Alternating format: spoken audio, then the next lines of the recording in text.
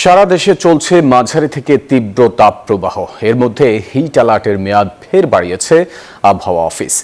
আবহাওয়া অফিস বলছে আজ বৃহস্পতিবার থেকে পরবর্তী 72 ঘন্টা বা 3 দিন তাপপ্রবাহ অব্যাহত থাকতে পারে। তাপপ্রবাহ নিয়ে জারি করা এক সতর্কবার্তায় এ তথ্য জানানো হয়েছে। আপাতত দেশ জুড়ে বৃষ্টি হয়ে তাপপ্রবাহ দূর হওয়ার সম্ভাবনা নেই বলেও জানানো হয়েছে সতর্কবার্তায়। তবে এ সময়ে দেশের বিভিন্ন জায়গায় অস্থায়ীভাবে বৃষ্টি হতে পারে।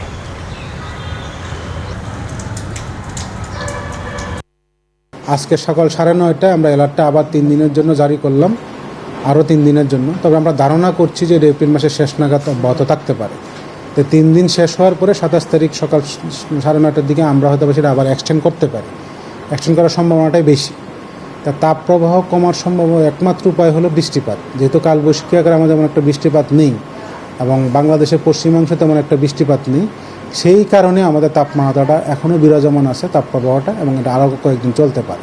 ডমেক্স টয়লেট রাখে ফ্রেশ 100 ফ্ল্যাশ পর্যন্ত, তাই ব্যবহার করুন ডমেক্স ফ্রেশ গার্ড। ফয়সাল, আপনি যেমনটি বলছিলেন, রাজশাহীতে আজকে মৌসুমের সর্বোচ্চ তাপমাত্রা রেকর্ড করা হয়েছে 41.8 ডিগ্রি সেলসিয়াস এবং বাতাসের আর্দ্রতাও ছিল মাত্র 17%। এই তীব্র তাপ প্রবাহে বিপর্যস্ত রাজশাহীর জনজীবন। আমরা এই মুহূর্তে আছি রাজশাহী মেডিকেল কলেজ হাসপাতালের সামনে।